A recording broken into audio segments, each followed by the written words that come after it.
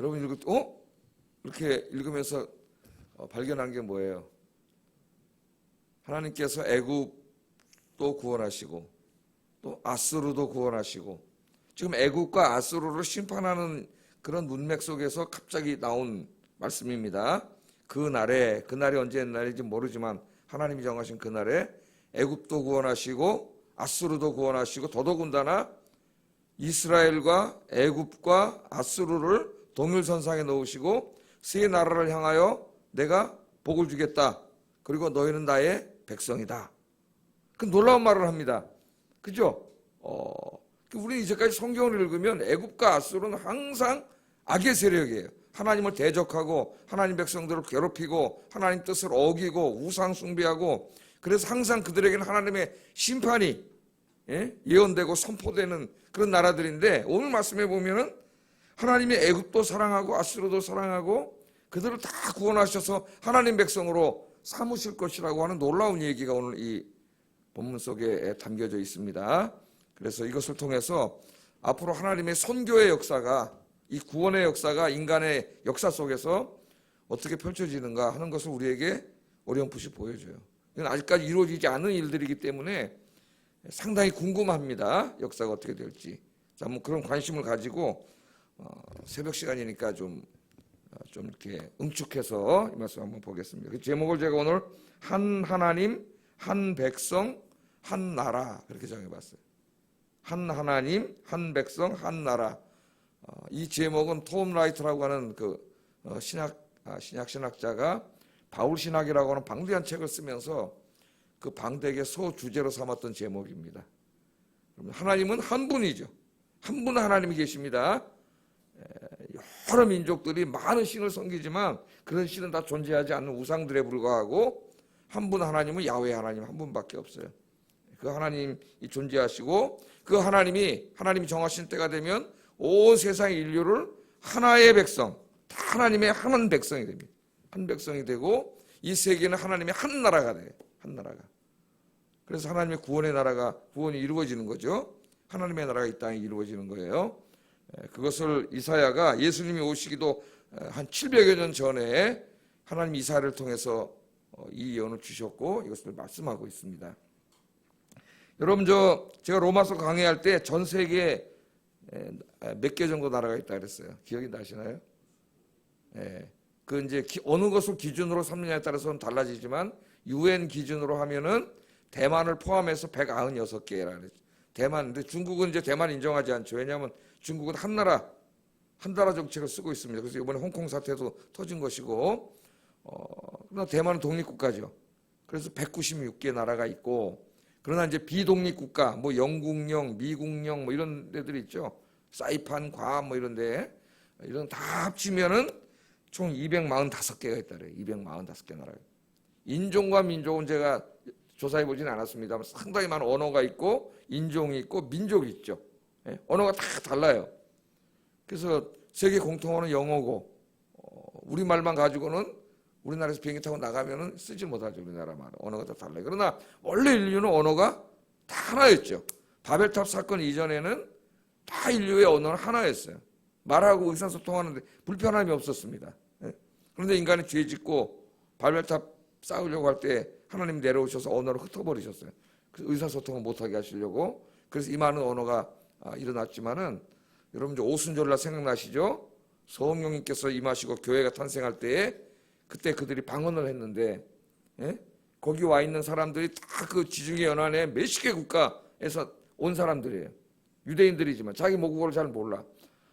그런데 그들이 거기 와서 언어 소통이 안 되는데 베드로가 설교할 때 어떻게 됐어요? 각자가 자기 나라 말로 들었어요. 그래서 거기서 일시적으로 뭐가 이루어져? 언어가 하나가 되는 역사가 일어납니다. 그거는 이제 하나님 나라가 임했을 때 어떤 일이 벌어질까를 우리에게 보여주는 거죠. 그러니까 예수님이 오시고 성령님이 오심은 그 바벨탑 사건 때 그때 하나님의 심판을 받아서 언어가 다 깨지고 나라와 민족이 나뉘어졌는데 이제 예수님이 다시 재림하시면 어떻게 된다는 거예요? 다 한 나라 한 민족이 된다는 거예요. 그것을 우리에게 보여주고 있습니다. 자, 어제 우리가 1절부터 15절까지 공부했는데 여기서는 애굽에 대한 하나님의 심판의 메시지가 전해졌죠. 그 세 가지. 그래서 하나님이 한 나라를 심판하실 때 어떤 것을 치시는가 하는 걸 우리가 공부해봤죠, 어제. 예? 뭘 치셔요? 사회 안에 갈등이 생겨가지고 내전 상태가 이루어지고 경제를 치시고 하나님, 우리가 그런 걸 어제 공부했죠. 예, 그러나 오늘 16절부터 20절, 25절까지를 보면은 완전히 얘기가 바뀝니다. 갑자기 15절까지는 애굽에 임할 하나님의 심판을 얘기하다가 16절부터는 애굽 사람들이 그날이 오면은 지금 이렇게 심판을 받지만 그날이 오면 하나님의 애굽을 구원하실 거라는 거예요. 애굽 사람들이 하나님을 두려워할 것이고 하나님을 믿게 될 것이고 애굽에 있는 그 유력한 5개 도시들이 하나님 앞으로 돌아오고 예물을 드리고 그들이 또 아수르랑 교통하면서 아수르에게도 복음을 전해서 아수르도 구원하고 막 이런 일들이 일어날 거라고 이야기합니다. 자, 16절 17절 한번 읽어보겠습니다. 시작.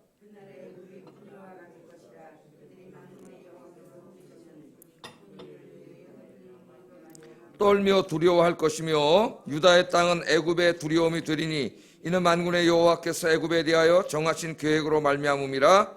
그 소문을 듣는 자마다 떨리라. 아멘. 자, 애굽 사람들이 하나님, 야훼 하나님을 두려워해. 막 떨면서 두려워하는데 막 여성들이, 겁 많은 여성들이 막 두려워하는 것처럼 여호와 하나님을 굉장히 두려워하고 떨고 그 하나님에 대한 소문을 듣는 자마다 다 두려워서 떨게 된다. 그런 얘기를 합니다. 그러니까 이사야가 이 예언을 할 때 그 얘기를 듣는 사람들에게는 이해가 안 되는 얘기예요. 왜? 애굽 사람들은 야훼 하나님을 알지 못하는 사람들입니다. 그들은 자기들을 태양신의 아들이라고 자처하는 사람들이고 애굽의 황제는 그 파로들은 다 누구라 그래요? 태양신의 아들이고 그들이 신이에요. 그 외에도 수많은 잡신들이 존재하는 이 다신론 국가죠. 여호와 하나님 알지도 못하는데 그 사람들에게 이 말씀이 선포되니까 이게 무슨 말이야 그런 거죠. 그러나 그날이 올 거라는 거예요. 애굽 사람들이 하나님이 두려워서 막 떨게 되고, 하나님을 두려워한다는 것은 결국 뭡니까? 하나님의 존재하심을 믿게 된다는 것과 같은 말이죠. 예? 두렵고 떨어요. 그러니까 두려움이 곧 그들이 야훼께로 돌아오게 하는 거죠. 돌아오게 합니다. 그래서 애굽의 5개 도시, 우리나라로 말하면 서울, 부산, 대구, 그다음 뭐냐, 광주, 대전 이러나요? 5개 도시면? 인천도 있고, 잘 모르겠어요. 그 정도 되는 도시들이, 그 도시에 있는 사람들이, 그러니까 애굽을 대표하는 도시들이니까 애굽 사람들이죠, 다. 하나님 앞으로 돌아와요. 예? 자, 18절, 19절 한번 읽어보겠습니다. 시작.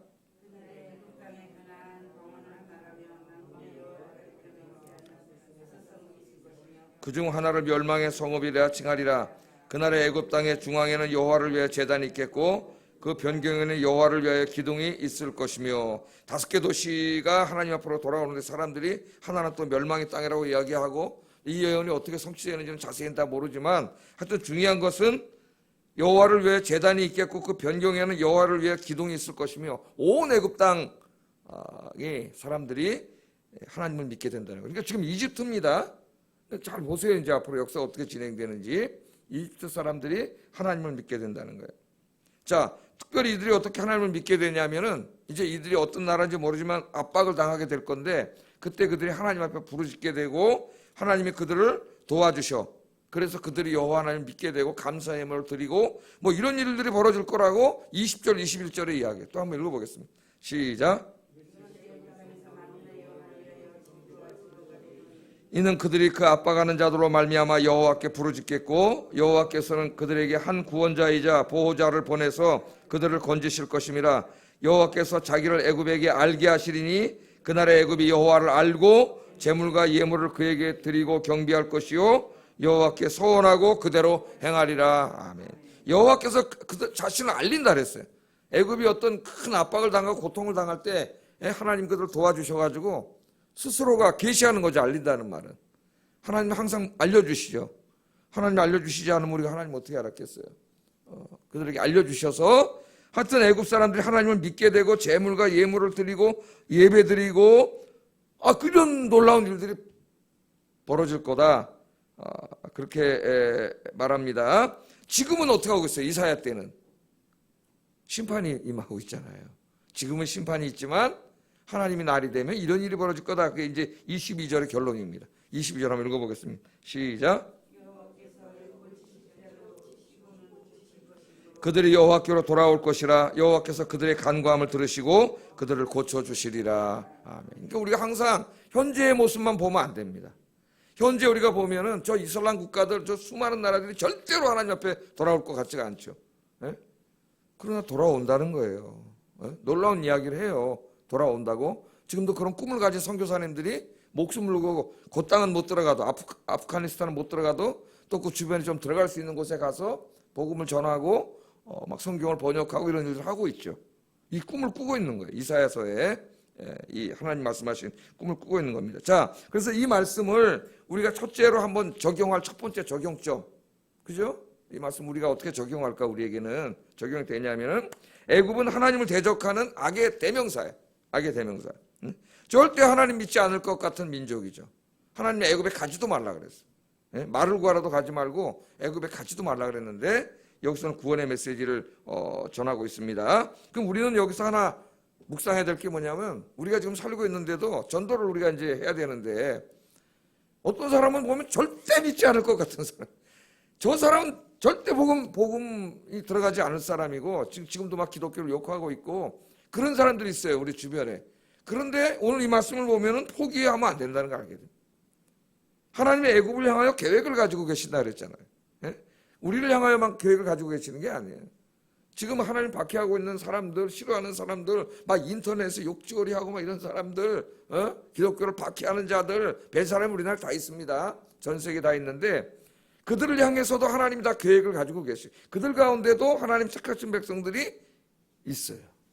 하나님의 때가 되면, 그날이면 하나님이 구원하실 사람들이 있어요. 그러니까 우리 전도는 뭐예요? 택하신 백성들을 찾아가는 거라 그랬죠. 예? 이거 어떻게 해야 돼요? 우리는 우리 주변에 그 사람이 어떤 사람이라도, 애국가 같은 사람이라도 포기하면 안 된다 이거예요. 예? 포기하지 말고 그 불쌍한 영혼을 끌어안고 기도하면은 애굽을 구원하실 하나님이 그들도 구원하실 줄로 믿습니다. 첫 번째 우리가 적용할 수 있는 그런 말씀이에요. 자, 그 다음에 또 보겠습니다. 하나님의 계획은 여기서 그치지 않고 애굽을 통하여 아수르도 내가 구원할 거다. 그래요. 지금 이 역사를 보면은 이사야가 예언하는 이 시대에 북이스라엘은 이미 망했습니다. 남유다가 거기 중간에 있고 남쪽에는 애굽이 있고 저쪽 북쪽에는 아수르가 있어요. 이 강대국 사이에 끼었는데 아수르는 쳐들어오고 애굽은 사신을 보내가지고 구스로 나오죠, 성경에.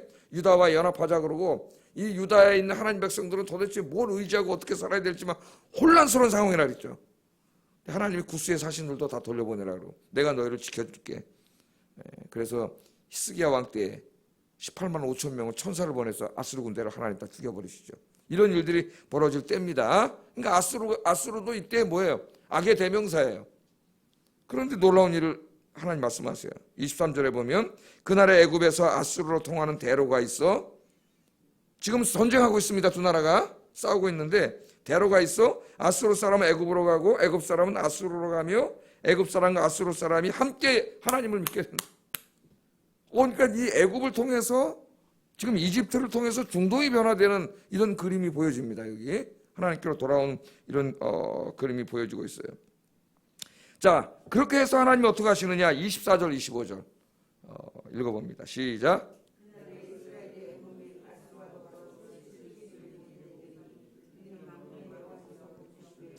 내 백성 애굽이요 내 손으로 지은 아수르요 나의 기업 이스라엘이요 복이 있을지어다 하실 것임이라. 아멘. 야, 이 말씀은 누구에게 하시는 말씀이에요? 원래가 아브라함에게 하신 말씀이고 아브라함의 후손들인 언약 백성인 이스라엘 백성들에게 하나님 약속을 하신 말씀이에요. 네?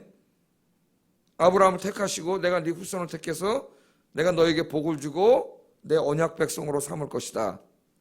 이거는 아무에게나 하신 말씀이 아닙니다. 하나님이 아브라함과 그 후손들, 택하신 백성들, 이스라엘 백성들에게 주신 말씀인데 이 축복의 말씀이 이사야서 오늘 19장에 오면은 이게 넓혀지고 있어요. 그 지경이 넓혀집니다. 어디로 넓혀지고 있어요? 애굽과 아수르에게로 넓혀져요.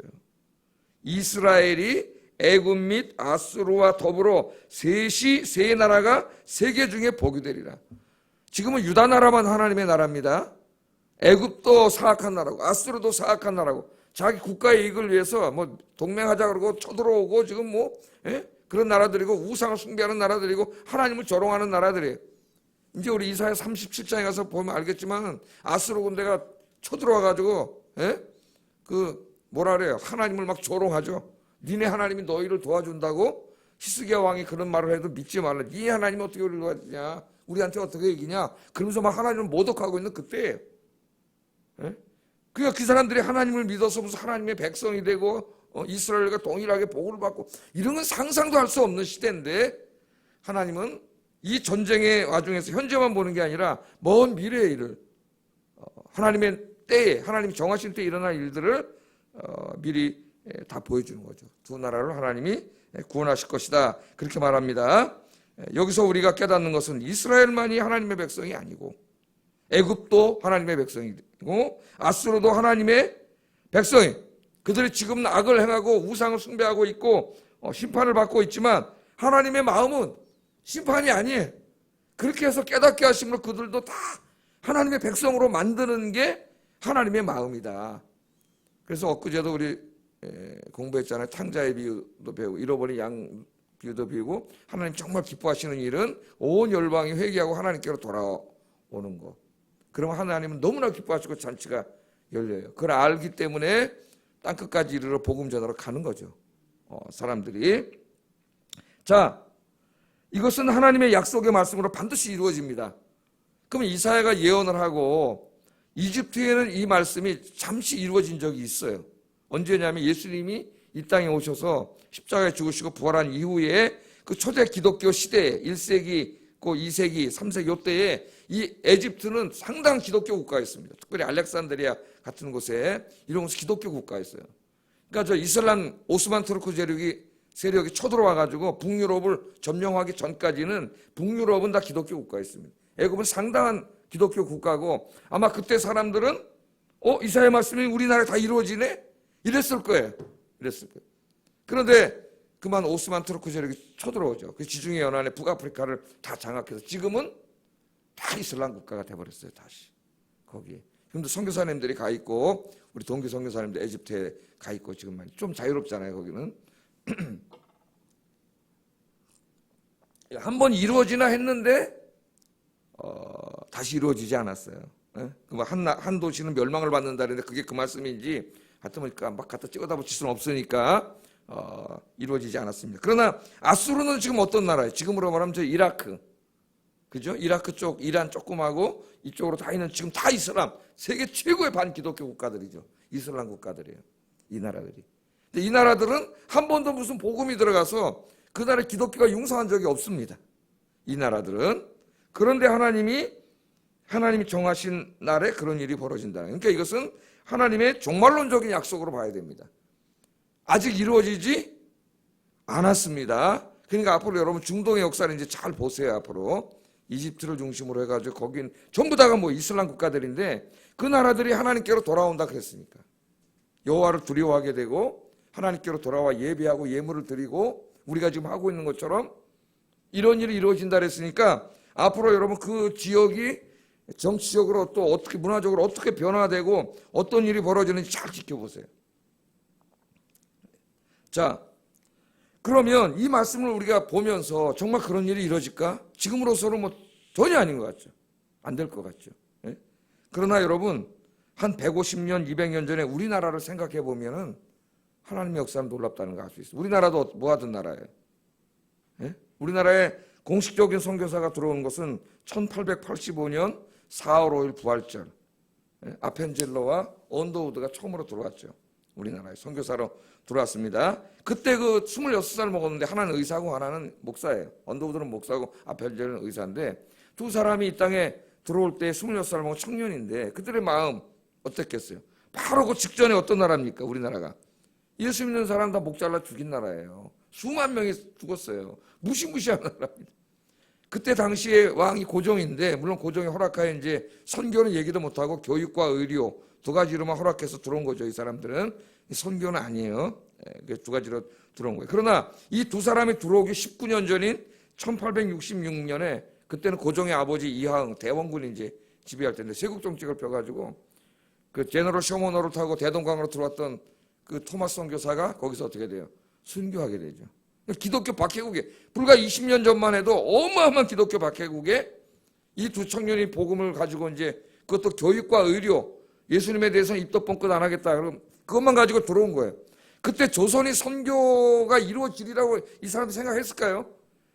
믿음이 있으니까 들어왔겠지만은 그걸 어떻게 그림을 그리겠어? 이렇게 될 줄은 지금 하늘에서 막 너무 좋아하겠죠, 그분들이. 천국에서 보면서. 예? 자기들의 수고로 이렇게 됐으니 그 상은 얼마나 크겠어요. 그러나 이건 상상도 못 하겠지.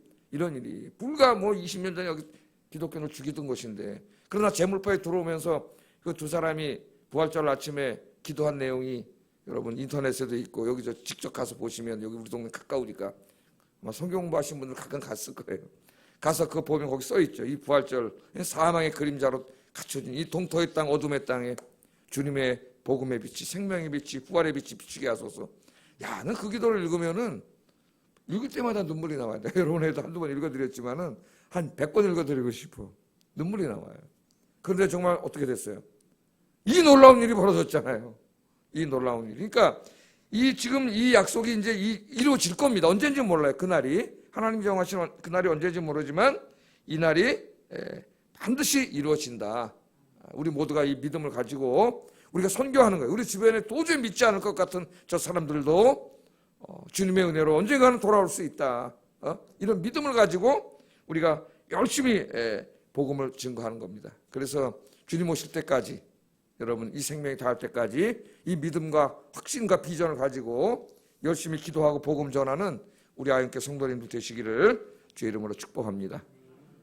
조선을 변화시킨 하나님, 이집트도 변화시키시고 저 중동도 변화시키시고 온 땅이 회개하고 하나님께로 돌아올 날이 주님이 있다고 했사오니 이 믿음을 가지고 우리가 기도하겠습니다. 선교사를 보내고 선교사를 후원하겠습니다. 우리 주변에 그 하나님을 싫어하는 그 사람들도 언제거나 하나님 돌아오게 하실 줄을 믿고 열심히 기도하며 전도하겠습니다. 우리 같이 기도하겠습니다. 사랑과 은혜가 충만하신 아버지 하나님